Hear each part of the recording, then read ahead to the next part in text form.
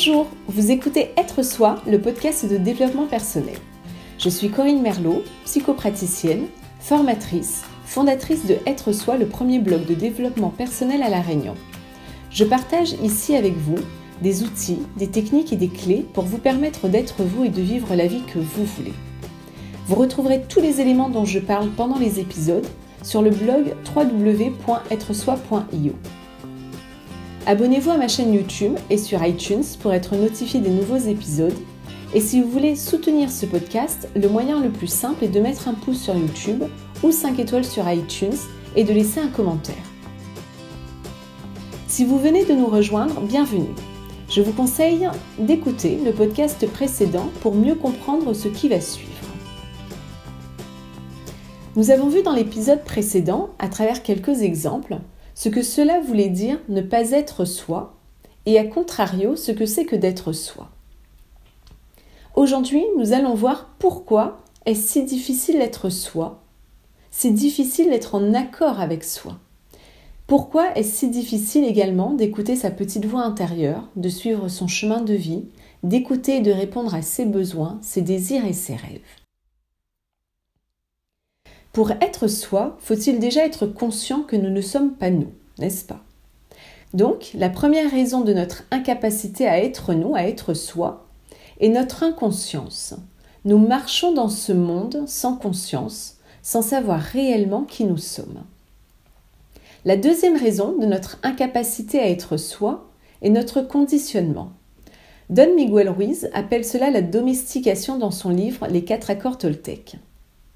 Lorsque nous venons au monde, cette domestication se fait au travers de papa, de maman, de la famille, de la télé, de la religion, de l'école, de notre gouvernement.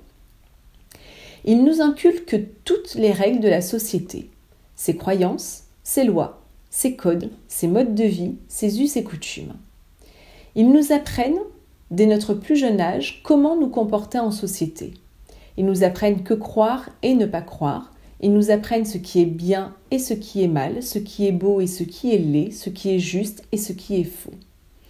Et c'est ainsi que nous apprenons à porter un jugement.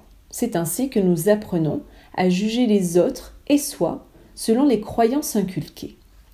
Nous avons donc appris tout ce que nous savons. Nous n'avons jamais eu la possibilité de choisir aucune de nos croyances. Et c'est ainsi que tout notre système de croyances contrôle notre vie. À partir du moment où nous croyons ce que les adultes nous disent, ce que la société nous dit, nous donnons notre accord et il en résulte une soumission. Notre propre rêve personnel se construit sur ce système de croyances basé sur le jugement et sur la peur. La peur est la troisième raison de notre incapacité à être soi. Elle découle de ce conditionnement.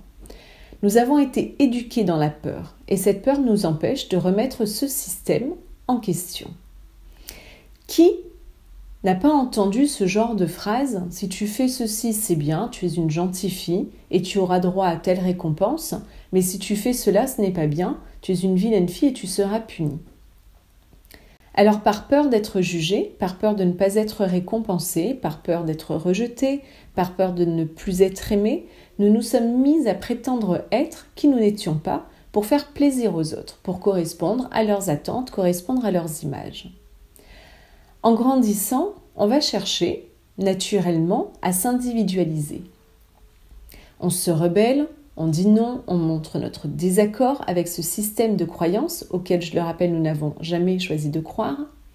Mais même si ce système nous condamne à souffrir, rapidement la peur nous rattrape. Notre besoin d'appartenance à un groupe, notre besoin d'être accepté, d'être aimé sont plus forts. Et cette domestication et cette peur sont tellement bien ancrées que nous parvenons à nous domestiquer seuls, selon le même système de croyance, en utilisant le même processus de punition-récompense. Nous nous punissons lorsque nous estimons ne pas respecter les règles de notre système de croyance. Et bien sûr, nous nous jugeons sévèrement. Je suis nulle, je suis bête, je suis méchante, je suis incapable, je ne suis pas assez belle, je ne suis pas assez ci ou assez ça. Et nous nous récompensons lorsque nous jugeons que ce que nous avons fait est bien. Gardons à l'esprit qu'on se juge d'après une image que l'on s'est créée de ce qu'est la perfection, de comment on devrait être pour être accepté par tout le monde. Cette image n'est pas réelle et elle nous fait souffrir puisque nous ne pourrons jamais être parfaits. Alors nous nous culpabilisons, nous nous rejetons, nous nous blâmons de ne pas être parfaits, de ne pas être tels que nous le souhaitons, ou du moins tels que nous croyons devoir être. Alors la solution pour ne pas souffrir, pour s'accepter et être accepté, pour être aimé de tous, est de porter des masques et de jouer des rôles. Et avec le temps, on finit par oublier que l'on porte des masques. On finit par croire que ce qu'on pense, ce qu'on fait, c'est nous. On confond alors personnalité et identité. C'est comme ça que nous nous effaçons, que nous perdons notre intégrité. Comme le dit Don Miguel Ruiz dans son livre, au bout du compte, nous sommes devenus quelqu'un d'autre que nous-mêmes, des copies de croyances de maman, des croyances de papa, des croyances de la société et de la religion. Mais heureusement, une partie de nous, toujours en quête de vérité, d'authenticité, essaie de nous réveiller.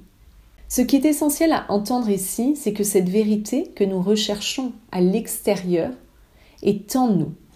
Toutes les réponses à notre bien-être, à notre épanouissement sont en nous. Écoutez votre petite voix intérieure et suivez-la. Elle est connectée à votre âme et non pas à votre ego. Vous savez très bien intérieurement ce qui vous nourrit. Alors la clé, si vous voulez être bien, serein, en accord avec vous, dans la joie et la plénitude de votre être, il vous faut identifier et changer les accords, les croyances inculquées par les autres ou les programmes que vous vous êtes vous-même créés, qui sont fondés sur la peur et qui sont donc limitants dans votre vie. Dans le prochain podcast, je vous parlerai justement de notre ego, de cette personnalité que nous nous sommes construites, de ces masques que nous portons et des stratégies que nous avons. Vous retrouverez sur le blog Être Soi les notes de cet épisode et je vous invite à y laisser vos commentaires ou vos questions. Je vous ai également préparé une fiche pratique en lien avec cette vidéo où je vous invite à identifier, noter, observer vos croyances sur vous, sur les autres et le monde.